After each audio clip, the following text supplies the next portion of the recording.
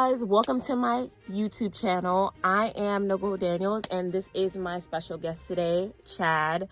He is a Katusa in the Korean Army, and I am here today to interview him. I'm going to be asking him questions about like what are the requirements to become a Katusa, and y'all are going to find out what a Katusa is, and then a little bit about South Korea. I'm excited to just educate you guys on what it's like being here in South Korea, especially coming from him, and we're gonna go ahead and get started. Don't forget to be sure to subscribe, comment below, and ask any questions that you guys have for me or Chad and our experiences, specifically me being an American soldier and him being a Katusa. So we actually work together, so it's pretty cool.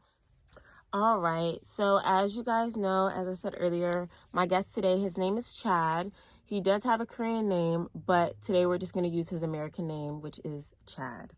All right, so Chad, the people want to know what's your MOS? My MOS is 15 Papa. Okay. Which is aviation specialist, and I work at the flight ops. And then what, are you a senior Katusa or are you a junior Katusa? So from yesterday, I've promoted to a senior Katusa. Okay, y'all, that's a big deal. So Katusa stands for augmentation to the United States Army. And there is a difference between the normal Korean Army, which is the ROK Army, and then you have Katusas that work directly with U.S. soldiers. So that's why they call it Katusa. It has USA in there because they work jointly with us. And then you have the actual ROK Army. They're a part of the ROK Army. It's just in a different sector than the normal, regular Korean Army. What do you do as a 15 Papa on a daily basis? So what we do at the base ops is roughly we get the flight plans from the pilots. Okay. And once we get it, we check if there's something wrong with it, and if it is okay, we send it to the Korean organization that tracks all the flights to Korea. Okay, very cool. What are the requirements in regards to military service for Korea? And is it just like men and women, or is it just males? And then how long do you guys have to serve for here in South Korea? So all the Korean men has to serve 1.5 years to the military, and it's mandatory. Okay. So, but only men's. What are some of the requirements to become a Katusa? Like, what did you have to go through to become a Katusa? So there's not really big things, but we need some English scores. Okay. Which is... You have to take a test? For example, TOEFL. Oh, okay. Or like... He said TOEFL. TOEFL. So is that, which is like it's like the English exam, right? Yeah. Okay. How do they select your MOS? Do they just like put you wherever, or it depends on like certain things? So once we done our ROK Army training, we go to it's called KTA, Korean Training Academy. Oh, Katusa Training Academy. And we get some training, which is kind of similar to you guys' AIT. Okay. The high score, the people who got the high scores went to the 15 Papa or something like better. Yeah. Oh, okay.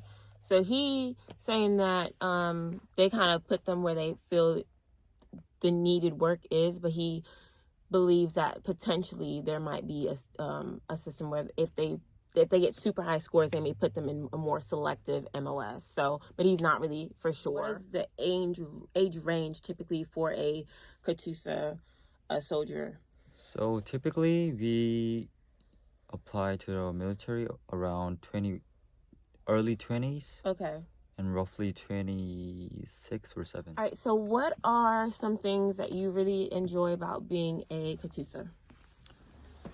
First of all, I think it's a great chance to improve my English.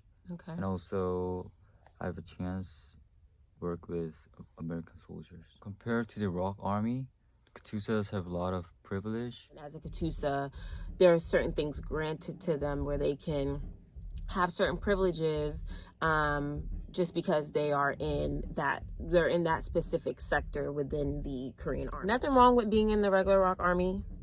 Okay, there's nothing wrong with that. Everyone has to serve somewhere, but the point is that Katusas do get some privileges that the Rock Army normal soldiers don't. So when you leave the Korean Army, do you plan on going back to school? Do you plan on working? What do you plan on doing? So I came to the army during my university, so I might get the bachelor's first, Okay. and maybe study for the master's. Okay, so what are you wanting to say you're planning on studying? So my major is kind of biology. What is one of the first things that someone should experience when they first come to Korea? And as a tourist, as a foreigner, as an American soldier, what would you suggest? I suggest to you guys try the foods here. So the big difference between you guys and us is the type and style of the food, the meal.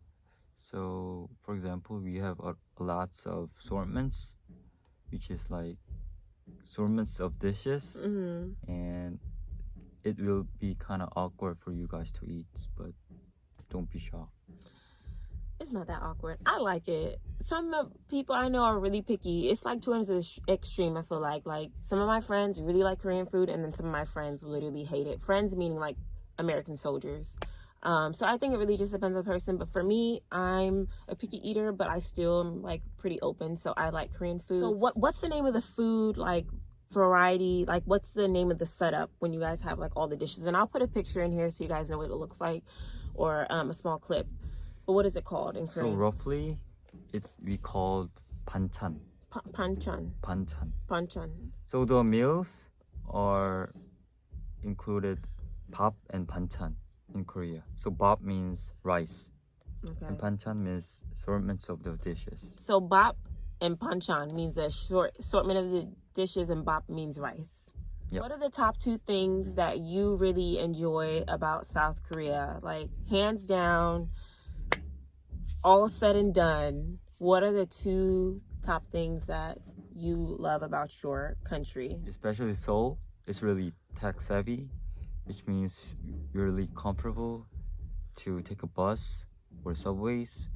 And I've been in a lot of countries, and I think the Seoul is the best for travels to walk around. So what he's saying is, like, the transportation, the way to get around, all of those advancements that they have in Korea, a lot of places that he's visited, they're not as advanced in regards to technology and equipped with the infrastructure to move around about. So he feels like if you come to Seoul, or if you come to certain parts of South Korea, obviously there's some parts that are more developed than others, some areas.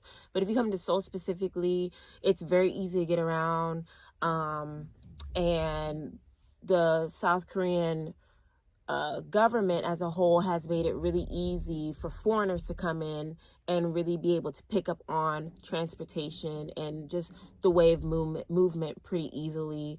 And I can vouch for it. And y'all have seen in my previous videos that I posted about Korea, they are really technologically advanced. So I will say that for sure. And for sure, at least when I've gone to Seoul, I mean, some of the things I've seen have been pretty awesome and cool. So if you guys watch some of my previous videos, you'll see some of those details. How to get acquainted with Koreans, South Koreans, Katusas. In my opinion, it's kind of hard to get acquainted with Koreans per se, to some extent, because it's easier for me because I work with them. So I constantly chow. If y'all would see me at work, sometimes I'd be having to force them to talk to me. I'd be like, you gonna talk to me, especially when I first got here. I'm like, you gonna talk to me today?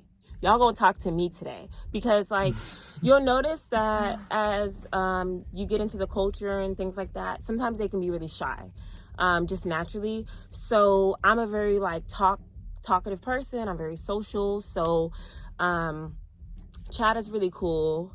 And so typically there's certain people, just like in any walk of life, you'll click with certain people. There's certain people that you kind of like know the boundaries. So you'll kind of have to just pick up on the personality of the person that you're talking to, things like that. But the thing that I would suggest is getting on like certain apps when you come here. There's like the Bumble app. They have a BFF, best friend forever section, where you can go on there, that setting, and meet like people like Koreans, stuff like that, and meet Americans, people that are traveling here. And that's a good way. Obviously, you know, check to make sure that the person that you're meeting with is safe. And one of the great things about Korea is one of the most safest places to visit in the world. And it's very like, they're very hygienic. It's very clean here. But literally you could be walking out super late and not feel like something's going to happen to you. They have CCTV everywhere, which is like video recording literally everywhere. So everything's recorded on the streets, where you go, literally it's everywhere. That's a really big thing here in South Korea. It's going to take a little bit of time to get to know people, especially if you don't work every day with Koreans, South Koreans. But if you do, that makes life a lot more easier. Just be super friendly, outgoing, kind, be very considerate. There are people that really value respect. So if you can be as respectful as possible and kind and nice and not arrogant, I would say, that will help you get in good graces with Koreans. Now, I told Chad that he has to say something in Korean before we get off, but he doesn't want to. And that's not really a choice, because I want you guys to hear, like, it's really cool to hear them speak Korean. I want to speak it, but I can't. All right, y'all. So he's going to teach me how do I get here, because sometimes... typically I use the neighbor map so I can get most places, but for the purposes of this video, he's gonna teach me how do I get there. Okay, so go ahead. So in Korean, it has to say like 어디로 가야 돼요? It's kind of cringy, so Say it again. 어디로 가야 돼요? Okay, so 어디로 가야 돼요? 어디로 가야 돼요? 가야 돼요. 어디로 가야 돼요. You have to say 어디로 가야 돼요? 어디로 가야 돼요? Yeah. 어디로 가야 돼요? 어디로 가야 돼요? 어디로 가야 돼요? Ooh, I'm gonna start saying that, y'all. I'm gonna start saying that. 어디로 가야 돼요? 어디로 가야 돼요? That's like a song. All right, so if y'all need to go know how to get somewhere, that's what you guys can say to a South Korean. Typically, the apps here, though, are beautiful. You shouldn't have an issue with getting around. But if you do, go ahead and ask your local South Korean that question. Have you been to the U.S.? And if so, what state have you been to? So I've been North Carolina for a year when I was about 12 years old, maybe. Yeah, I've been elementary school there. Okay, that's pretty cool. So a lot of South Koreans I meet, they've never been to the U.S. Like, you'd be really surprised, but he's been in the U.S., so big ups to him. We appreciate you all watching this video today. Be sure to like, subscribe, and comment below. And I can't wait to see you on the next video. And if y'all have any questions, like I said before for Chad, definitely let us know below.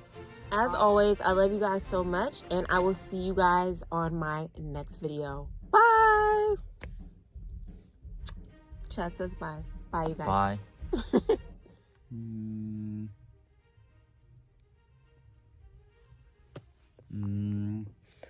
Oh, I think it's kind of sensitive. This my word can be. What is it? Don't feel offended if someone's watched you for a long time. What should they say to the person? Nothing. Nothing. They don't have choice. So don't feel offended. My tip is always to look back at them and stare. Like when they look at me, I just stare at them. I'm like, because there's some people who never saw any foreigners before, so it's not offending you. Like, there's nothing to really get offended, so don't feel mad, please. okay, all right, cool. Got that. We got that.